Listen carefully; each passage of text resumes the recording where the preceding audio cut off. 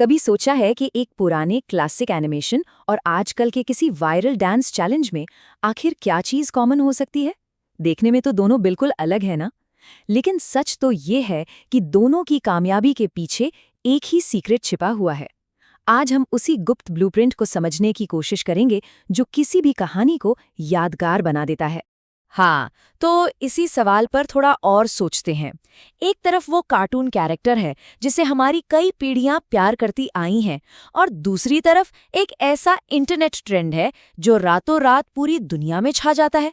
इनके बीच आखिर वो कौन सा कनेक्शन है, वो कौन सा धागा है जो इन्हें आपस में जोड़ता है? और वो धागा है कनेक्शन का एक सोचा समझा ब्लूप्रिंट।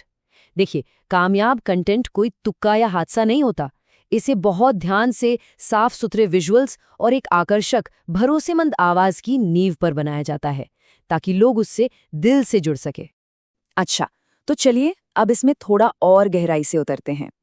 सबसे पहले हमें ये समझना होगा कि लोग किसी भी कंटेंट से कनेक्ट करते ही क्यों हैं, और इसे समझने के लिए एनिमेशन की दुनिया से बेहतर कोई और मिसाल हो ही नहीं सकती।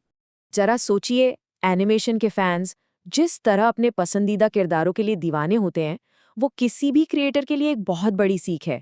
ये सिर्फ एंटरटेनमेंट नहीं है, ये एक गहरा रिश्ता है, और यही वो रिश्ता है जो ब्रांड्स भी अपने ऑडियंस के साथ बना सकते हैं। यहाँ एक बहुत ही दिलचस्प तुलना की जा सकती है। जिस तरह फैंस किसी काल्पनिक किरदार से इसलिए जुड़ते हैं क्योंकि वे उसके बर्ताव और इरादों को समझते हैं, बिल्कुल उसी तरह कस्टमर्स भी उन ब्रांड से जुड़ते हैं जिनकी एक स्पष्ट, लगातार और भरोसेमंद आवाज होती है। दोनों ही मामलों में कनेक्शन भरोसे पर ही बनता है। तो ये जो जुड़ाव है ना, इसके पीछे 4 बड़ी वजह काम करती हैं। पहली, ऑडियंस को उस किरदार में अपनी झलक दिखती है। दूसरी, वे कहानी में पूरी तरह खो जाते हैं।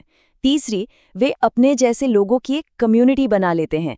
और चौथी, जब दूसरे भी उसे पसंद करते हैं तो उनका यकीन और भी पक्का हो जाता है। तो हमने ये तो समझ लिया कि लोग क्यों जुड़ते हैं। अब सवाल आता है कि ये जुड़ाव पैदा कैसे किया जाए, और इसकी शुरुआत होती है सबसे बुनियादी विजुअल एलिमेंट से, जिसे हम कहते हैं स्टोरी बोर्ड। ये बात विजुअल कहानी की असली ताकत को दिखाती है। एक अच्छी कहानी को शब्दों का मोहताज नहीं होना चाहिए।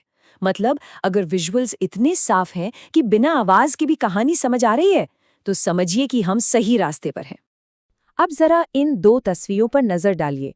एक में बहुत कुछ एक साथ दिखाने की कोशिश है, जिससे वो उलझी हुई लग रही है, जबकि दूसरी तस्वीर साफ और फोकस्ड है। स्टोरी बोर्ड का गोल्डन रूल यही है, एक स्केच में सिर्फ एक आइडिया। इससे देखने वालों को कोई कंफ्यूजन नहीं होता और कहानी आसानी से आगे बढ़ती है। लेकिन सिर्फ साफ होना ही काफी नहीं है, विजुअल्स में अपील भी होनी चाहिए। ये तो इंसानी फितरत है कि हम उन चीजों की तरफ खींचे चले जाते हैं जो देखने में अच्छी और आसान लगती हैं। एक आकर्षक ड्राइंग दर्शकों को कहानी में खींच लेती है।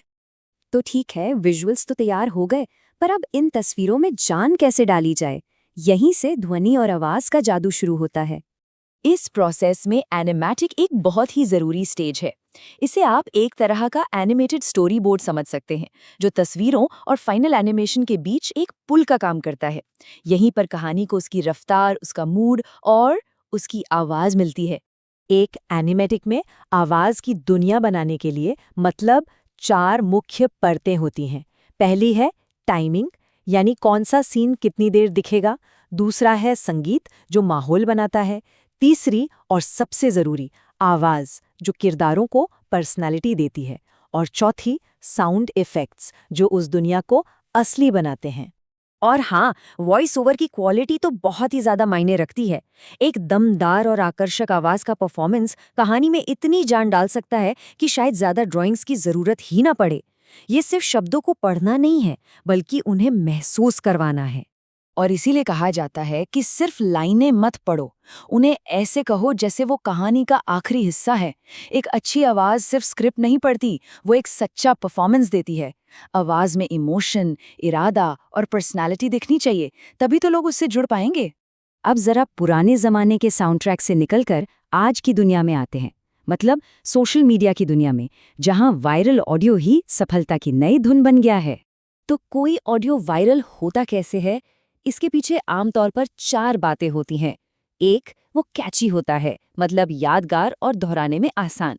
2, उसमें मीम बनने की गुंजाइश होती है। 3, वो उस वक्त के कल्चरल ट्रेंड से जुड़ा होता है।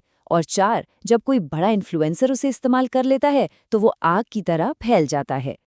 लेकिन हाँ, ट्रेंडिंग ऑडियो का इस्तेमाल करते वक्त कुछ चीज़ों का ध्यान रखना बहुत ज़रूरी हो जाता है।